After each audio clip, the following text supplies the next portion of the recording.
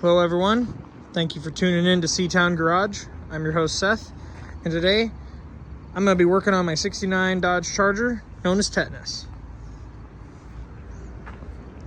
On today's episode, we're going to be discussing brake lights. So, over the weekend, I took Tetanus here to an event put on by 1320 Video known as the Ice Cream Cruise. Car did really well. Actually, didn't have any major issues or anything, except for one, and it pertained to my brake lights and the rear hazards. I lost them completely on the back side of the car.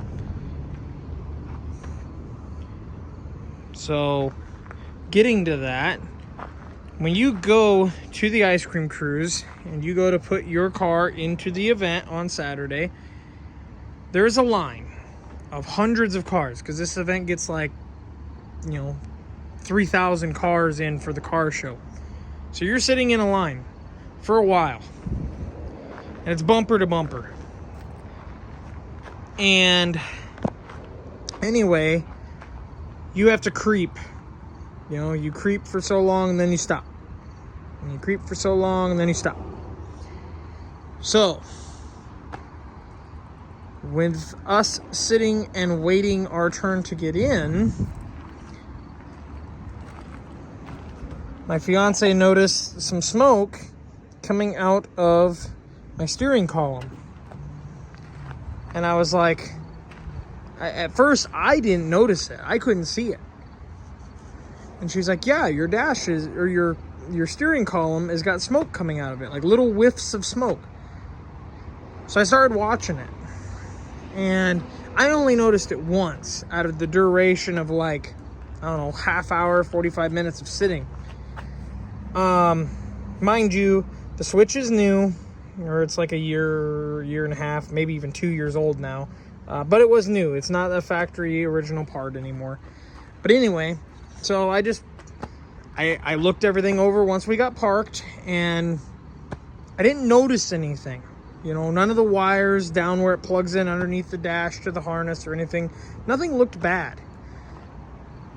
Well, fast forward towards the evening when the show was wrapping up and the car show cars were moving out, I went to hit the brakes, and somebody said I had no brake lights. I was like, what? So I started, running through my lights. So I turned the marker lights on. They came on. I turned the key on and ran left turn signal. I had left turn signal. And then I tried right turn signal. I had right turn signal. I'm like, well, that's strange, because the turn signal filament is the same as the brake light filament on this car.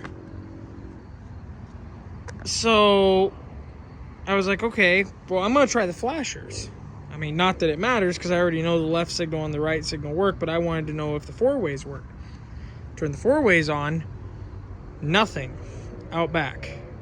I had no four-ways back here. I had them on the hood and in the front, but nothing out back. Obviously, being 2 hours away from home, I couldn't do much. I took the steering wheel off and kind of glanced in there. Didn't notice anything right off the bat.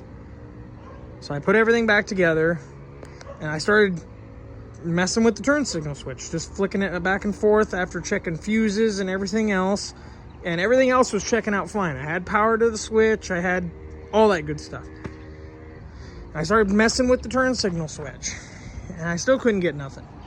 So I said, screw it. I'll just have somebody follow me back to the hotel, and I'll deal with it then. So they're following me out, and we go to pull out, and I ran the turn signal and hit the brake, and he called me. He's like, hey, when you ran your turn signal, your left brake light came on. And then he said, when you stopped at the next stoplight, you had brake lights on both sides. And it was like that all the way back to the hotel. It worked. Next morning, when I come out, I check, same thing. No brake lights, no four-ways. Same thing again. I dicked with the turn signal switch a few times, and boom, I had brake lights and everything. So at this point, I knew the turn signal switch was the issue. After further diagnosis, now that I'm finally home, this is going to help you Mopar guys, at least the B-body Mopars and Chargers or whatever. But when you look at your turn signal switch, now mind you, I've had mine out, you're looking at this white wire here. If you notice, get my big mitt out of there. If you notice, you can see that that's kind of melted right there.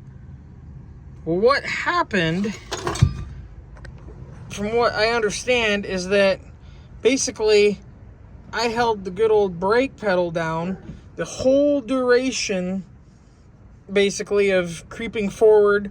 So basically it was like I was on the brake for a long period of time, and then I'd let off for a little bit to creep forward, and then I was right back on the brake. So all that high amperage and everything went through that white wire and melted the plastic and caused it not to make a good contact. So I went ahead, I took the turn signal stock off, took this bolt out, and I undid the 3 bolts here, or the 3 screws, excuse me, to take this little retaining washer off. And then I got myself a punch. I actually used a roll pin punch because obviously that's got a hole in it. And I put that in there and I drove that guy back.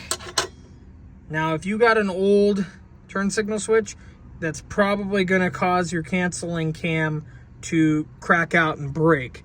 Thankfully enough, I didn't have that happen with mine because mine's still fairly new and still fairly pliable.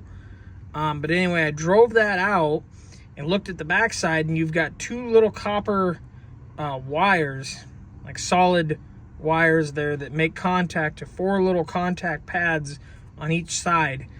And just this little, it's like a brass rivet that comes through, and then it basically gets mushroomed over the little eyelet for this wire.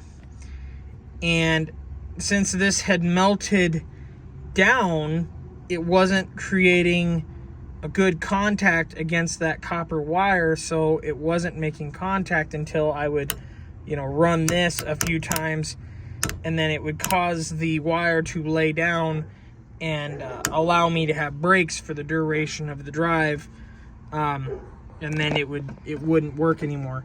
But basically, I went in here with a razor blade, and I kind of cut away as much of that melted plastic as I could on both sides, and then proceeded with pulling the whole piece out and separating the canceling cam from the backing plate. And then I laid the canceling cam against the steering shaft here. And you can do this multiple different ways. This is just the way I did it. But I laid that brass rivet, basically the head of it, against this flat portion of the steering shaft. And then I took a centering punch that has actually had the tip of it kind of flattened out, whatever, for various purposes. And I put it right in that slot there, and then I peened it over with a hammer and basically got that rivet to kind of create a better contact against the eyelet and the wire behind it, because I was taking up the space that it had given itself with the melting process of the plastic. And now, when I run the 4-ways, mind you, this car has not been started at all today. Now when I turn the 4-ways on, because I can't really show you with the brakes, but remember, these wouldn't work. And now, it works. Because now everything's making a good contact. And of course, when I was in there, I cleaned everything up, put some new grease in there for this guy, so it slides and moves real nice. But that is a way to at least fix, as long as it's not a horrible situation, that is a good way to fix that. And from my understanding, it's basically just because of the high amperage from a long duration of keeping the lights on. I know this now. I didn't know this before, that, you know, that could potentially happen.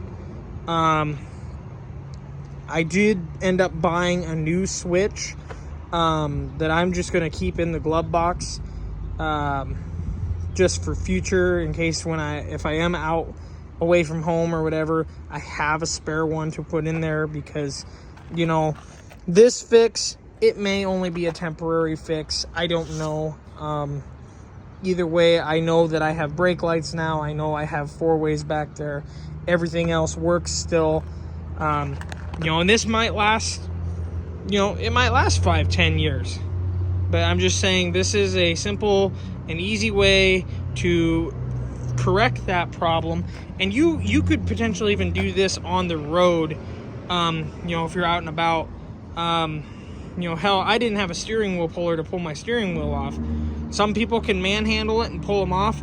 All we did is I had one bolt that actually fit inside of the steering wheel, and a couple open head wrenches, and I put the closed end in, put the bolt through it, and then laid the wrench against the shaft here, and then took a hammer and just kind of struck it a couple times, and it actually created enough of a jolt, it actually popped the steering wheel off. A buddy of mine told me that trick to try it, so you know, that might be a helpful tip for you as well. But if you have a situation where you lose your brake lights and 4-ways in the back, check here.